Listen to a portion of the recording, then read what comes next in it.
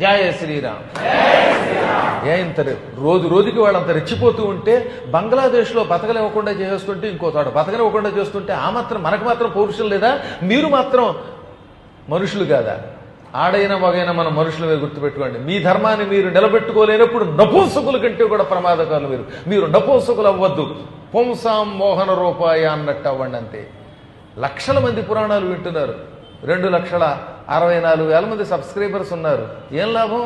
ఇంకా ఎక్కువగా తయారవ్వాలి, పురాణములు వినాలి, ధర్మం కోసం నిలబడాలి. చైతన్యం చాలా వచ్చింది పూర్వంతో పోలిస్తే. మళ్ళీ వచ్చే సమయానికి ఎలక్షన్ టైంలో పద్మం తప్ప ఇంకోటి కనపడకూడదు భారతదేశంలో. ఈ మధ్యన ఒక తాటక, ఒక పూతన, ఒక రాక్షసి భూలోకంలో పుట్టి 3 పిల్లల కంటే ఎవరు పోషిస్తారు అందుట. ఓ దౌర్భాగ్యాలు ఎవరిని? RSS చీఫ్ మోహన్ భాగవత్ని నేను పోషిస్తాను, మీరు